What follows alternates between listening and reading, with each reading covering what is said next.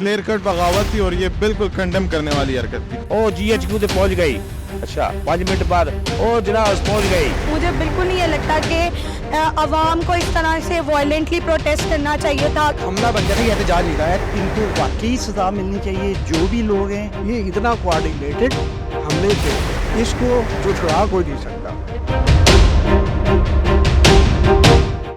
ناظرین، 9 مئی 14 کے تقدس کی پامالی کا دن، جس دن ریاست کے خلاف بغاوت ہوئی، قومی املاک اور محافظوں کی یادگاروں کو سرے بازار رسوا کیا گیا۔ اگر میں اس سانے کو یاد کروں تو 3 اثرات میرے ذہن میں آتے ہیں۔ سب سے پہلے قوم و ملک کی عزت کو ٹھیس پہنچائی گئی۔ نمبر 2، اس ملک میں جو امن و امان کی کیفیت تھی وہاں انتشار پھیلایا گیا، امن و امان کی کیفیت کو برباد کیا گیا۔ نمبر 3، جو اس انتشار کے دوران معاشی طور پہ نقصان ہوا، لوٹ مار ہوئی، جس سے ملک کو اربوں روپے کا نقصان ہوا۔ یہ ایک انتہائی افسوسناک دن تھا پاکستان کی تاریخ میں۔ آج میں پاکستانی عوام کے ساتھ موجود ہوں، ان سے جانوں گی کہ ان کا اس حوالے سے کیا کہنا ہے کہ قوم کو جو اثرات ہوئے اور اتنا بڑا نقصان ہوا وہ اس کو کس طرح دیکھتے ہیں۔ کلیئر کٹ بغاوت تھی اور یہ بالکل کنڈم کرنے والی حرکت تھی۔ اسے کنڈم کرنا تو میرے مطابق ایک لازم بات۔ اس چیز نے مجھے بہت ہرٹ کیا تھا کیونکہ وہ ہم نے اپنی نیشنل سیکیورٹی کو اور ہم نے اپنی بیسیکلی انٹرنیشنل میڈیا کو ہم نے اپنے آپ پہ ہنسوایا ہے کہ ہم اپنی آرمی کے اگینسٹ ہی ہیں، ہم اپنی آرمی کے اگینسٹ ہیں۔ اگر ہم یہ دیکھیں نا کہ یہ پولیٹیکل وار تھا یا کچھ ایسا تھا، مجھے لگتا ہے کہ یہ پولیٹیکل چیزیں نہیں تھی، کیونکہ ایک ہماری جو پولیٹکس ہے نا وہ اتنی گری ہوئی ہے نہیں ہے جتنی ان کو بنایا جاتا ہے۔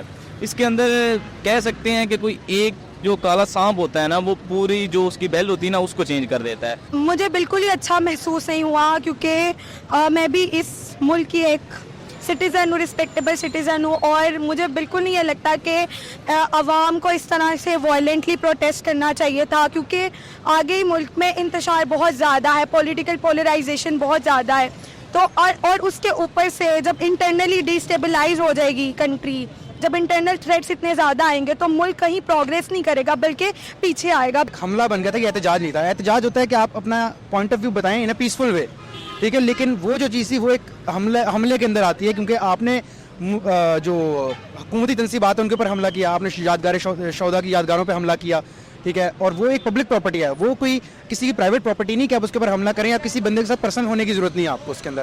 دیکھیں، سب سے پہلے تو جو لوگ بھی اس میں ملوث ہیں ان کو پراپر سزا ملنی چاہیے، کہ جو شہداء کی خاص طور پہ ان کی یادگار ہے جو ان پہ اٹیک کرنا میرے خیال میں بہت بڑا جرم ہے۔ ناظرین، ابھی 9 مئی کے حوالے سے میں نے پاکستانی اسٹوڈنٹس اور نوجوان نسل سے بات کی۔ اس وقت میں موجود ہوں ایک پارک کے اندر، یہاں پر مختلف طبقات کے لوگ موجود ہیں، مختلف عمر کے لوگ موجود ہیں۔ میں ان سے یہ پوچھوں گی کہ ان کا اس حوالے سے کیا کہنا ہے اور وہ اس کے اثرات کو کس طرح دیکھتے ہیں۔ میں اس وقت پارک میں بیٹھا تھا اسی وقت، ٹھیک ہے، تو باتیں شروع ہو گئی۔ ایک ہم میں سے ہمارا ساتھی جو تھا وہ بڑا پی ٹی آئی کا سپورٹر تھا، تو وہ جناب کہہ رہا کہ او جی ایچ کیو سے پہنچ گئی، اچھا 5 منٹ بعد او جناب پہنچ گئی، ہاں جی او اتنے پہنچ گئی، بڑا فخر کر رہے سی۔ یعنی پاک فوج پہ حملہ کرتے ہوئے وہ فوج جو پاکستان کی ایک ریڈ لائن ہے اور پاکستان کے دفاع کی ضامن ہے، ہاں جی، اس پہ ہم اس کے تنصیبات پر حملہ کر کے اس کے شہداء کی مطلب قبروں پر حملہ کر کے ہاں جی اس کا ساز و سامان پہ لٹا کر آگ لگا کر ہم فخر محسوس کر رہے ہیں کہ یہ جناب ہم نے یہ فتح کر لیا، ہم نے وہ فتح کر لیا۔ کہ یہ جو بھی لوگ ہیں انہوں نے پاکستان کو بہت زیادہ ڈیمیج کیا ہے، اور پاکستان کی انٹرنیشنل لیول پہ جو انہوں نے پوزیشن ہے اس کو لے کے ڈاؤن ٹو دا ارتھ کر دیا ہے۔ ان کو واقعی سزا ملنی چاہیے۔ جو بھی لوگ ہیں، جتنے بھی ہیں، وہ نون لیگ کے ہیں، وہ پیپلز پارٹی کے ہیں، وہ پی ٹی کے آئی کے ہیں، جو بھی ہیں، وہ پاکستان کے دشمن ہیں۔ انہوں نے پاکستان کو ڈیمیج کیا ہے، اس میں کسی ادارے کو یا اس کو کوئی فرق نہیں پڑتا۔ ہمارے کچھ دوست بڑے پرجوش تھے جی، کور کمانڈر ہاؤس پہنچ گیا، وہ ہو سکتا ہے زیادتی ہوئی ہو پی ٹی آئی، لیکن یہ کوئی وجہ نہیں ہو سکتی کہ آپ اپنے 100 سے زیادہ انسٹالیشن پہ آرمی کی اس پہ حملہ کریں۔ اور اس کو یہ کہنا یہ بہت بڑا جھوٹ ہے۔ کچھ لوگ کہتے ہیں کہ جی نہیں جی یہ وہ ہے، یہ اتنا کوآرڈینیٹڈ حملے تھے جس کو جھٹلا کوئی نہیں سکتا۔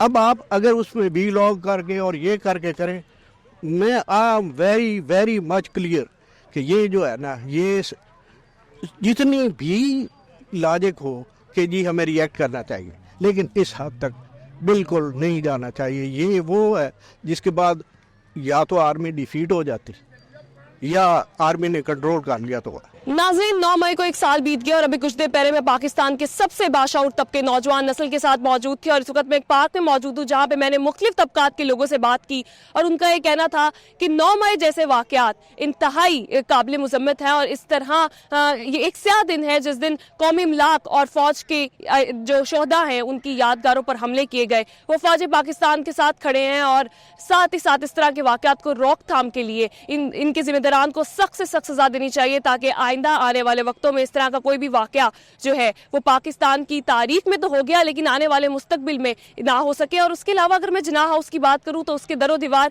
इस बात की जामन है कि 9 मई एक स्याह दिन था। इसी के साथ अपने प्रोग्राम का इख्तिताम करती हूँ। अपना बहुत ख्याल रखिएगा। अपनी मेज़बान रामीन महमूद को दीजिए इजाज़त। अल्लाह निगहबान।